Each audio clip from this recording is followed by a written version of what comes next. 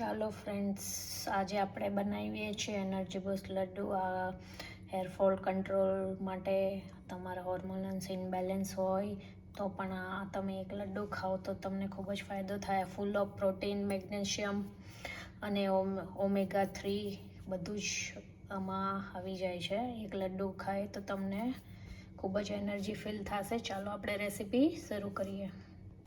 ચાલો ફ્રેન્ડ્સ, આજે આપણે બનાવીએ છીએ હેલ્ધી એનર્જી બૂસ્ટ લાડ્ડુ.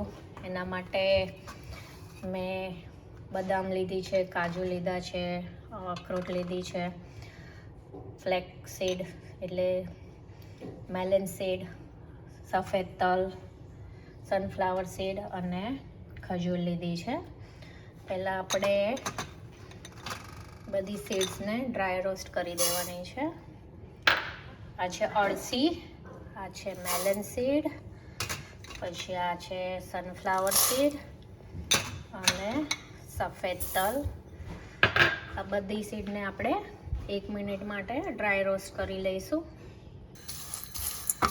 આ લાડુ ખૂબ જ હેલ્ધી છે અને તમે તમારા હેરફોલ થતા હોય તો એમાં બી ખૂબ જ સરસ છે. તમારા હોર્મોન ઇમ્બેલેન્સ હોય તો એના માટે પણ બહુ જ સારું છે. તમે ખાઈ શકો છો. એમાં આપણે અડધો બાઉલ જેવું ડેઝિકેટેડ કોકોનટ છીણ છે એ લઈ લઈશું. એને પણ આપણે આમાં સીડની સાથે શેકી લઈશું.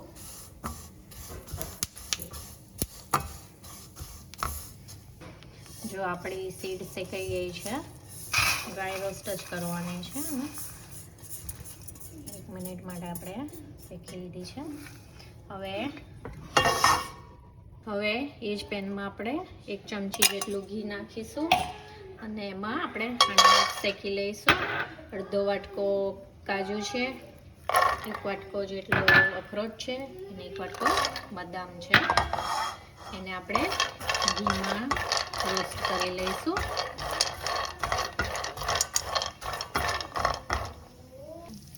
જો આપણા નટ્સ બધા ઘીમાં રોસ્ટ થઈ ગયા છે. હવે એને ગેસ બંધ કરી અને થોડું ઠંડુ થાય એટલે આપણે એને બધાને બ્લેન્ડ કરી દઈશું. અને ખજૂર બી આપણે સોફ્ટ લીધો છે, ખજૂરને બી આમાં આપણે નાખી દઈએ અને એને બી ગેસ બંધ કર્યા પછી નાખી અને પછી થોડુંક સોફ્ટ થઈ જાય આની સાથે પછી આપણે બધું બ્લેન્ડ કરી દઈએ. જો આપણે સીડ હવે બધી ઠંડી થઈ ગઈ છે. હવે આપણે એને બ્લેન્ડરમાં નાખી અને આપણે એને ક્રશ કરી લઈએ. જો આપણો સીડ્સ બધી બ્લેન્ડ થઈ ગઈ છે અને જો પાવડર થઈ ગયો છે.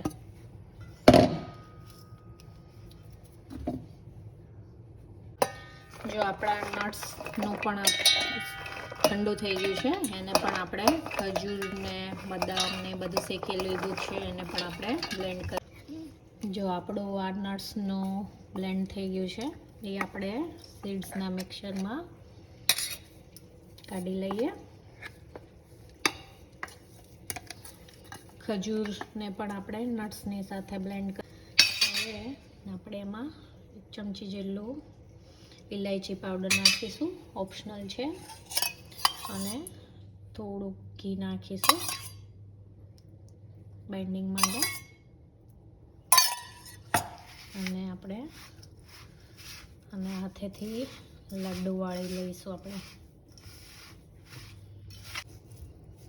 જો આપણા બધું મિક્સર રેડી છે અને હવે આપણે એના લડ્ડુ વાળીએ છીએ.